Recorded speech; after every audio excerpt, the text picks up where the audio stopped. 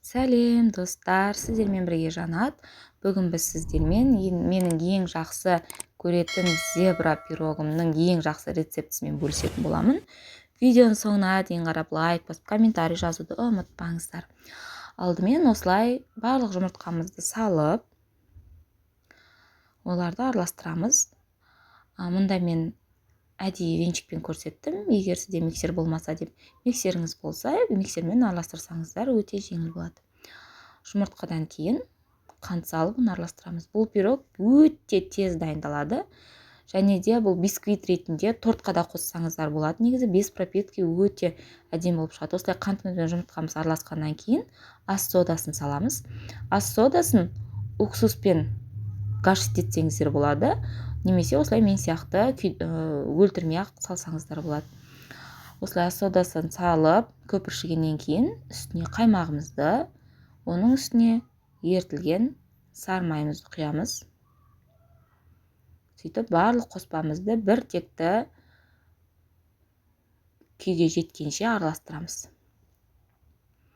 Міне осылай бір текті күйге жеткеннен кейін үстіне ұнымызды қосамыз. Мен ұнды 3 бөліп қостым. Егер сізде миксер болса, миксерме бірден қоссаңыздар болады ұнды. Мен қолыма күшсіз кетпесін деп 3 бөліп қостым осылай.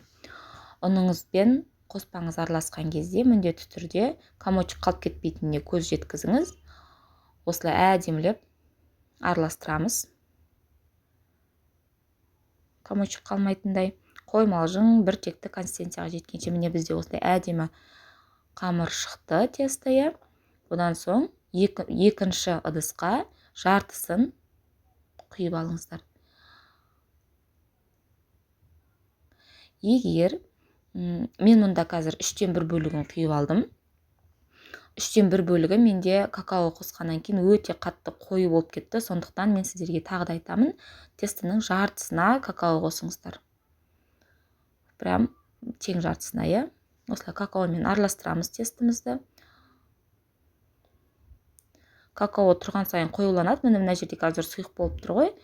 Мен пока тестіні құйып табасына болғанша мынау қою болып қалады. Сондықтан жартысын араластырамыз тестінің.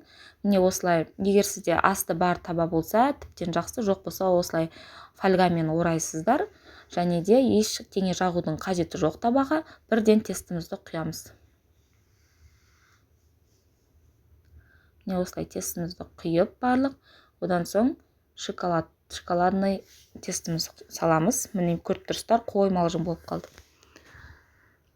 Менің қателігімді жасамаңыздар. Мен сіздерге әдейі көрсетіп жатырмын бұл қателікті. Міне осыдан соң осылай айналдырып бір слой жасайсыздар. 2 слой жасасаңыздар да болады. Негізі 2 айналым. Просто менде қою болғандықтан мен рисковать еткен жоқпын. Міне ортасына бір құясыздар, және де сол құйған негізін 2 жағынан айналдырып шықсаңыздар болады. Осылай әдемілеп құйып болғаннан кейін, осының өзінде қазір өте әдемі болып шығады біздің пирогымыз.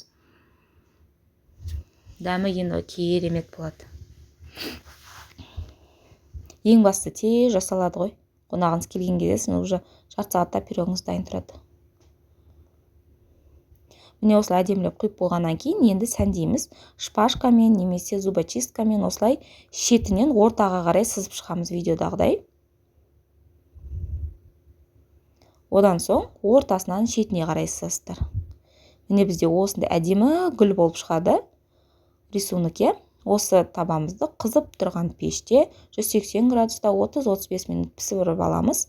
Одан соң алып жан жағын ашасыздар. Тез алынады табадан. Табаға ештеңе жағудың қажеті жоқ, тағы да айтам. Міне осылай тез алынады. Міне бізде осындай көтерілген, қараңыздар, иә, әдемі болып көтерілген. Мұны тіптен тортқа да қолдансаңыздар болады. Какао қоспай-ақ тортқа да осы рецепті қолдансаңыздар болады. Өте әдемі шығады. Пропиткасыз бисквит ретінде қолданасыздар. Міне біздің пирогымыз дайын. Өте әдемі болып көтерілген, түрі де өте әдемі, дәмі енді сөз жоқ. Үйде жасап көріңіздер міндетті түрде. Үйдегі адамдарыңызға ұнайтынына сенімдімін. Видеоның соңына дейін қарағаныңызға рахмет. Лайк басып, комментарий жазып, каналға жазылуды ұмытпаңыздар. Ас болсын.